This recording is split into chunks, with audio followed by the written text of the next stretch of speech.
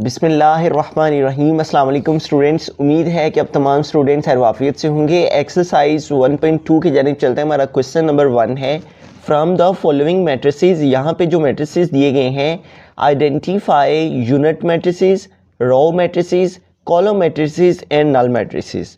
इनमें से हमें बताना है कि यूनिट मैट्रिसेस कौन से हैं, रो मैट्रिसेस कौन से हैं, कॉलम मैट्रिसेस कौन से हैं और नल मैट्रिसेस कौन से हैं। अब यूनिट मैट्रिसेस क्या होता है? यूनिट मैट्रिसेस की डेफिनेशन समझ लेते हैं। यूनिट मैट्रिसेस क्या है? अ डायगोनल मैट्रिक्स, एक ऐसा diagonal matrix is called unit matrix. वो यूनिट मैट्रिक्स या आइडेंटिटी मैट्रिक्स कहलाता है if all diagonal entries are 1। अगर उसमें ये जो डायगोनल में वैल्यू है यहाँ पे 1 हो तो तब जो हमारा मैट्रिक्स है वो आइडेंटिटी मैट्रिक्स या यूनिट मैट्रिक्स कहलाता है। ठीक है, जिसके डायगोनल में यूं इस तरह से जो वैल्यूज़ होती हैं उसे डायगोनल कहते हैं। तो कह रहे डायगोनल में हमारे पास अगर 1 हो तो तब जो मैट्रिक्स होगा वो हमारा यूनिट मैट्रिक्स या आइडेंटिटी मैट्रिक्स कहलाता है। जैसे ये हमारे पास 1 1 है यहाँ पे भी डायगोनल में, तो तब जो मैट्रिक्स बनेगा वो हमारा यूनिट मैट्रिक्स बनेगा। ठीक है, अब वो कहता है कि अगर यूं इस तरह से अगर हमारे मैट्रिक्स में 1 हो तो तब भी वो हमारे पास यूनिट मैट्रिक्स ही कहलाएगा। ठीक है, मैट्रिक्स में अगर सिर्फ 1 हो, एक मैट्रिक्स है और उसका जो एंट्री है वो 1 हो तो तब वो आइडेंटिटी मैट्रिक्स या यूनिट मैट्रिक्स कहलाता है। रो मैट्रिक्स क्या होता है? रो मैट्रिक्स वो मैट्रिक्स होता है जिसमें ऐसा मैट्रिक्स जिसमें सिर्फ 1 रो हो। ठीक है, 1 रो हो और मल्टीपल कॉलम्स हों, सिर्फ 1 रो हो तो ऐसा मैट्रिक्स 1 रो मैट्रिक्स कहलाता है। नेक्स्ट है कॉलम मैट्रिक। कॉलम मैट्रिक क्या होता है? ऐसा मैट्रिक्स जिसमें 1 कॉलम हो सिर्फ। ठीक है, जैसे ये है सी, ठीक है, तो इसमें सिर्फ 1 कॉलम है तो ये क्या है? एक कॉलम मैट्रिक है। ठीक है, उसके बाद नल मैट्रिसेस क्या है? नल मैट्रिक्स एक ऐसा मैट्रिक्स होता है जिसके तमाम के तमाम एंट्रीज जो हैं वो ज़ीरो हों। ठीक है, अगर हमारे पास कोई मैट्रिक हो और उसकी तमाम एंट्रीज जो हैं वो ज़ीरो हों, जैसे यहाँ पे डेफिनेशन में भी हम समझ लेते हैं, a matrix M is called a null और zero matrix if each of its entries is zero.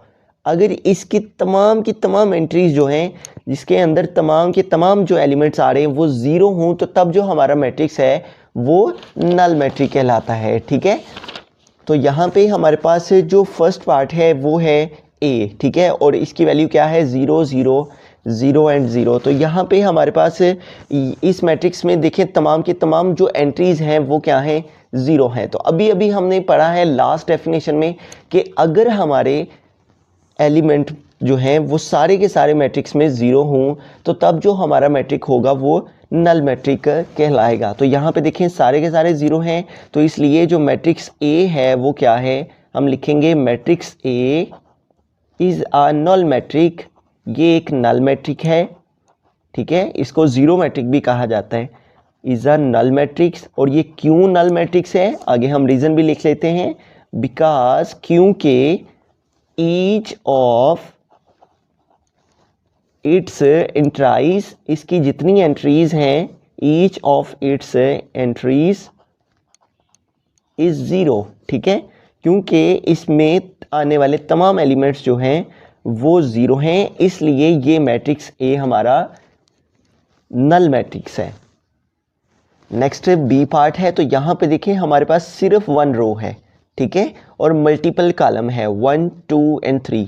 1 रो है और 1 2 एंड 3 कॉलम है। ठीक है, और इसका ऑर्डर क्या हुआ?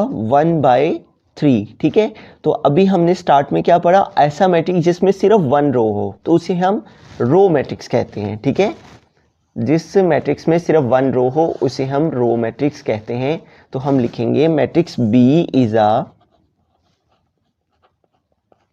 matrix B is a row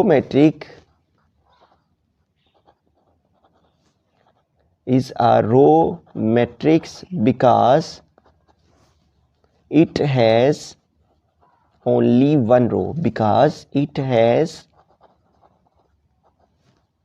only 1 row, क्योंकि इसमें सिर्फ एक रो है इसलिए मैट्रिक्स बी हमारा रो मैट्रिक्स है।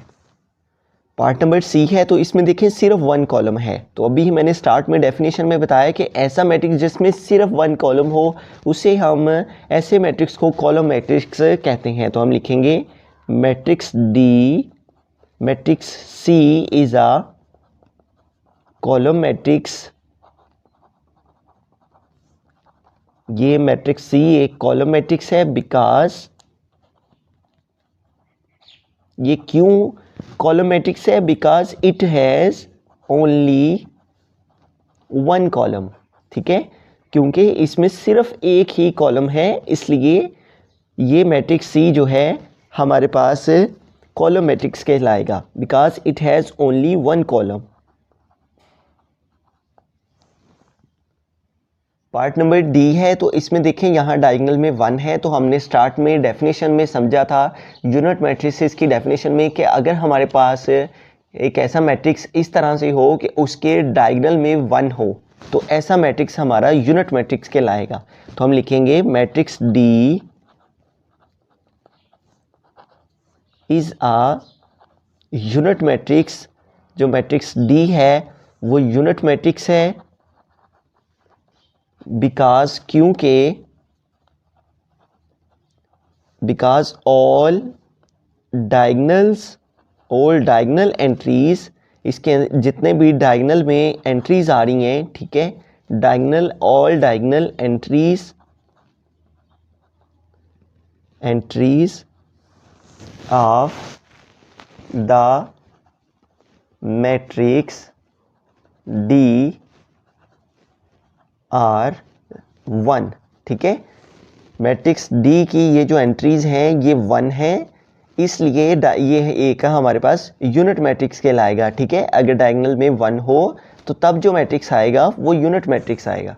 पार्ट नंबर ई है, तो यहाँ पे देखें इसके अंदर हमारे पास 0 है। तो हमने स्टार्ट में नल मैट्रिक्स को पढ़ा था कि अगर हमारी एंट्री 0 हों तो तब जो मैट्रिक्स होता है वो नल मैट्रिक्स होता है। ठीक है, तो हम लिखेंगे मैट्रिक्स ई, जो मैट्रिक्स ई है इज़ अ नल मैट्रिक्स। ये एक नल मैट्रिक्स है, ये एक 0 मैट्रिक्स है। ठीक है, बिकॉज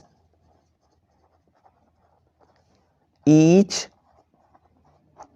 ऑफ इट्स एंट्रीज, क्योंकि इसमें जितनी एंट्रीज आ रही हैं इज 0, वो तमाम 0 हैं, इसलिए जो मैट्रिक्स ई है वो एक नल मैट्रिक्स है। अब मैट्रिक्स एफ देखें तो इसमें सिर्फ 1 कॉलम है, तो ये एक कॉलम मैट्रिक्स है। जैसा कि हमने स्टार्ट में पढ़ा, स्टडी किया कि अगर किसी मैट्रिक्स में सिर्फ 1 कॉलम हो तो उसे हम कॉलम मैट्रिक्स कहते हैं। मैट्रिक्स एफ जो है वो एक is a column matrix. Matrix F जो है वो एक कॉलम मैट्रिक्स है because it has only, is a column matrix because it has only 1 column. क्योंकि इसमें सिर्फ एक कॉलम है, इसलिए ये मैट्रिक्स हमारा कॉलम मैट्रिक्स कहलाता है।